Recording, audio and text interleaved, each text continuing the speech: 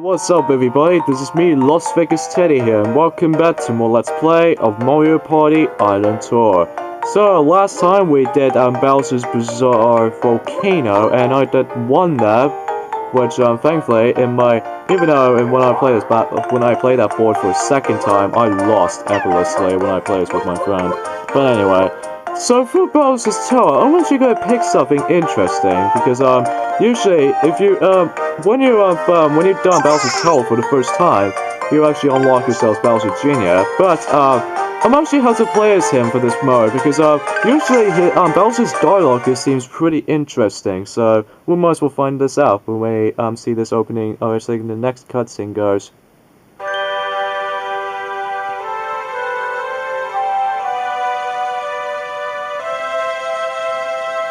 Here's the Mario and his friends, including Boo. Seems to have a lot of fun during the island, party islands. Oh, looks like Bowser's up to no good again. What is he up to this time?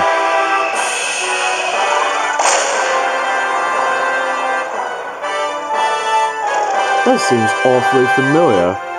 This is a Bowser's Tower. Yeah, that's why I thought it so sad.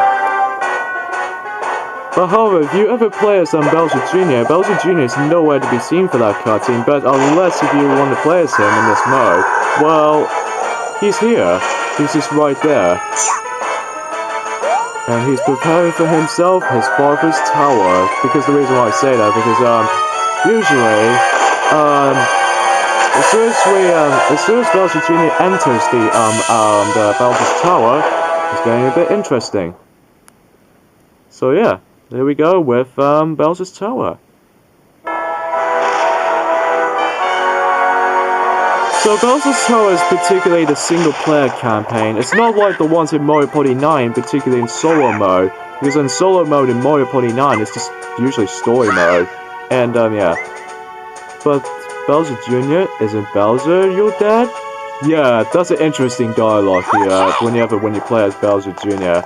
Because usually, if you ever play with someone else, usually, even not even you, my son.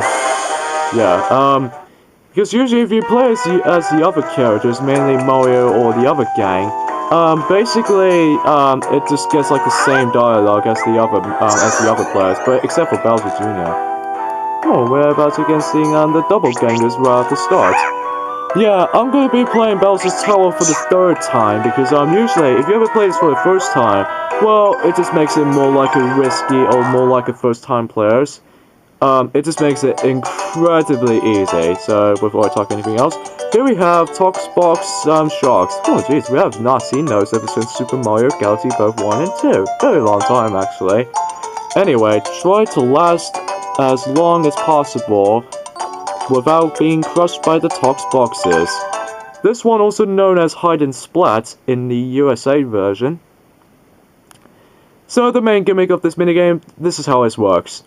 If you remember those from both Super Mario Galaxy 1 and 2, make sure you have to hide inside of those, because if you already saw Piglet doing the Let's Play of Super Mario Galaxy 1, especially the Super Luigi Galaxy playthrough, well, you know the drill about this stuff.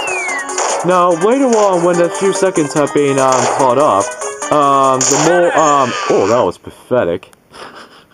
Why won't the computer powers never move?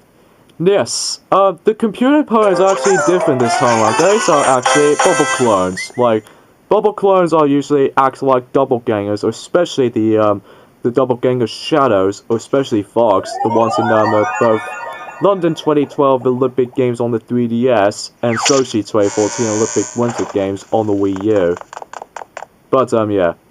Now, when you about to approach the floor 2, like right here, same goes for the Street Pass for the 3DS built-in software.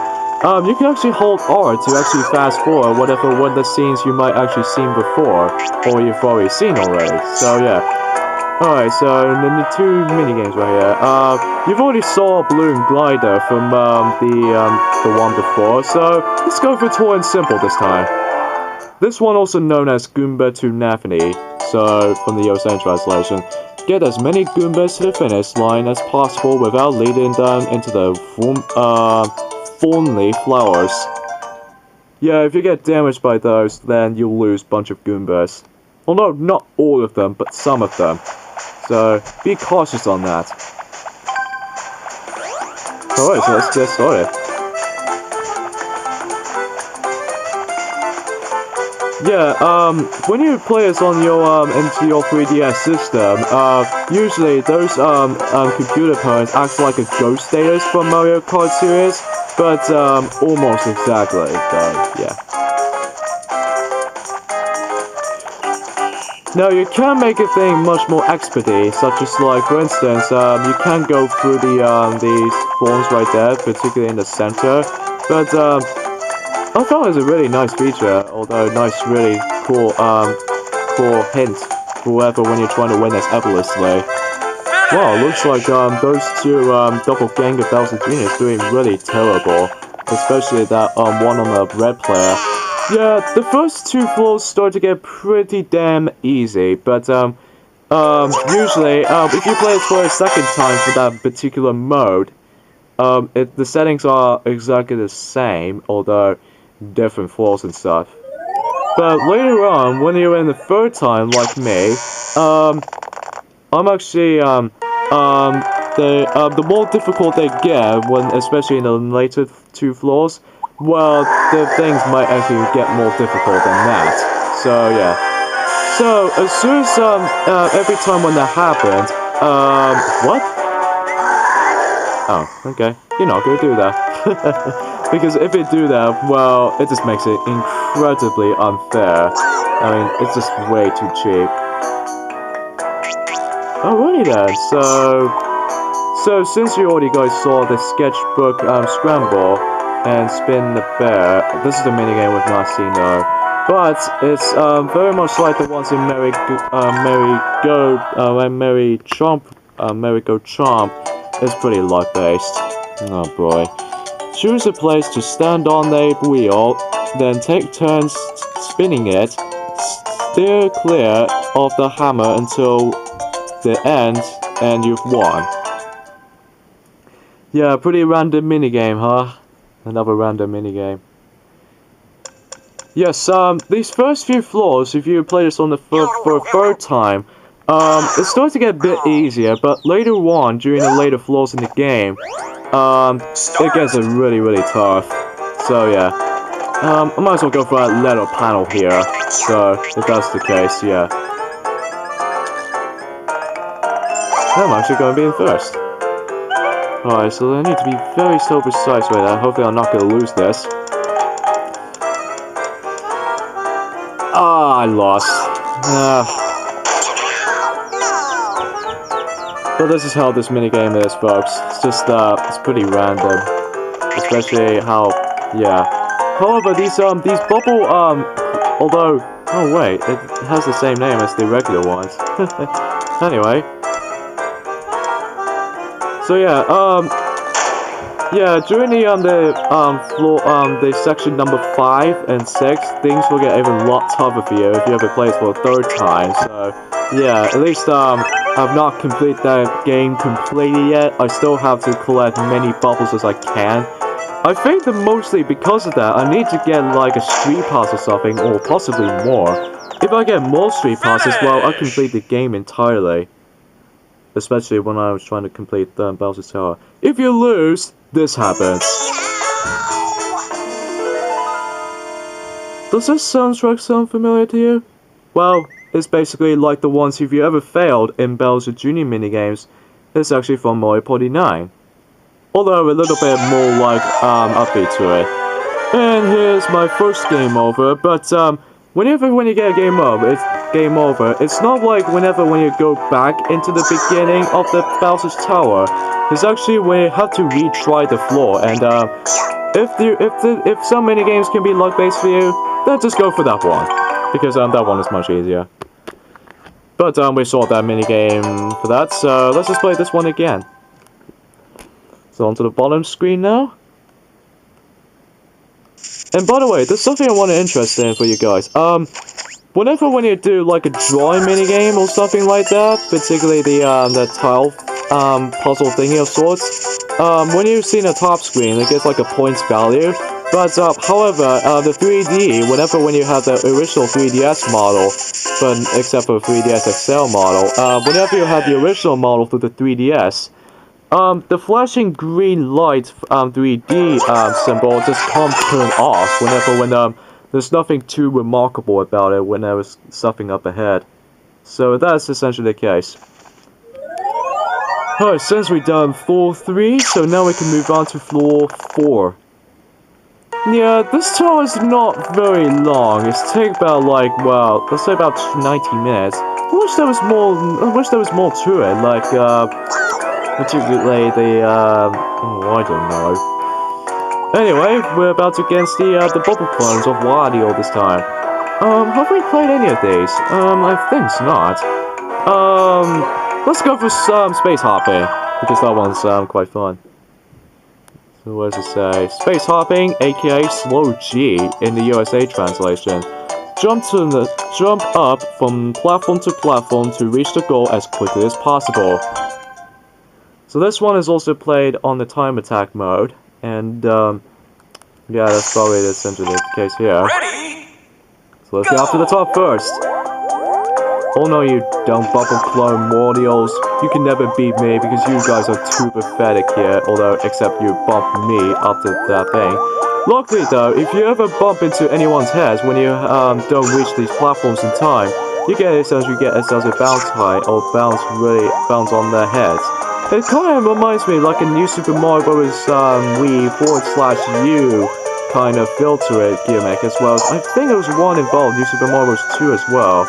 Although I might forget on that, but I might have to guess that. So when you reach the final section, the platforms might get even faster, and the timing is a bit more tricky for you. So you have to be so precise on that platform. So yeah. So, since I'm going to be playing as Bowser Jr., because we've seen him last time during the Chemix Carpet ride, and that wasn't very long of a board. It takes about like 90 minutes. It's almost about 20 minutes for that board, so to speak. And yeah. Alrighty then, so now we're getting done with that floor, so let's head off to the floor number 5, which takes place into a Bowser door, apparently. Now, when you start the 5 floor, this is where it gets even more like, well, as soon as the lights go turned off. What the hell is up with that Goomba Towers doing in that Bowser's Tower? Oh, do you want to fight with us, huh? Well, we're gonna have ourselves a boss fight. Alright, Goomba Tower Attack, aka Goomba Tower, I think that's what the same name of this? I don't know. Aim your apples at the Goomba Tower to knock it over. Usually in the USA version, it calls it nuts for some reason, but in here, it calls it apples.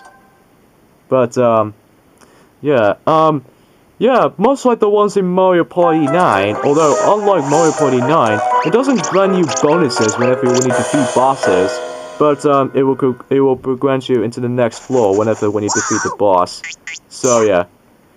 Here we go with Goomba Tower. If you remember those right from Super Mario 3D Land, especially New Super Mario Bros. 2.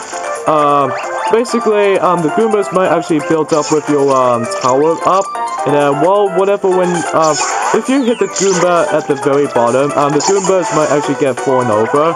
Then you can have your extra chance to get them pretty easily, so that the Goombas might actually gather around, and you can essentially do like a speed run or something. So I like doing that, especially if I want to do like an extra pro of the game. So that, well, yeah. Now, when the health are almost down to a half, things will get a bit trickier. So if sometimes sometimes the apples might drop, and some of the spiky ones, particularly one over there, they actually can damage you. So you have to be very, very careful of those objects, especially don't get hit by the Goombas, especially. Because if you get hit by the Goombas, that will count you as your damage.